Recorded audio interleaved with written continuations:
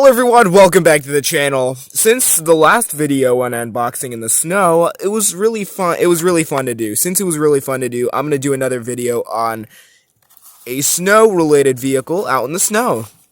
Today we have a blue card Hot Wheels, a solid blue card. Haven't done one of these in a while. We got the Treadator today in the recolor, which is green. The first edition came in 1993 in a red version. Then they recolored it under collector number 205 in green. And there was a dark green variation. And there's a light Dayglow green variation. The dark green could either come with or without a Hot Wheels symbol on the side. And the Dayglow green could come with a logo on the side or not, like I have here.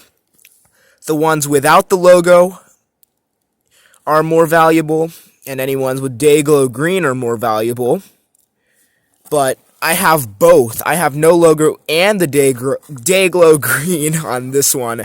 That means that this is the hardest variation to find in the blue card series.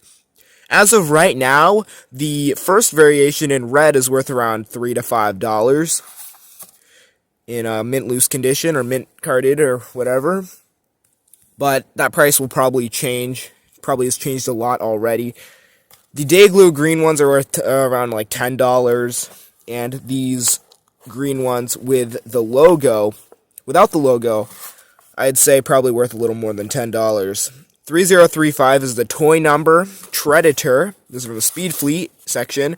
Damaged cards, so we can just rip this right open. So I'm assuming this is from 1993. They did release it in the faded blue card series in 1995.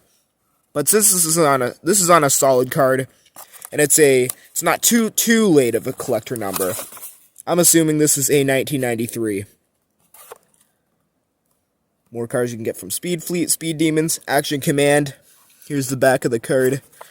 1991 copyright. It's always different.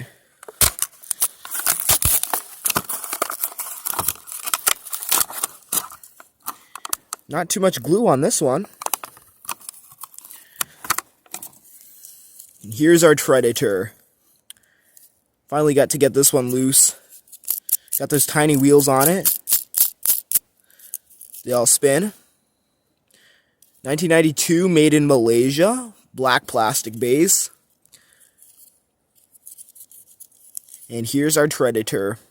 1993 blue card Hot Wheels and a nice Dayglow green with purple. Cool casting. And I actually like this one a lot. This has some nice design. You can take a look at it. Right there, we got the tracks. They do not move.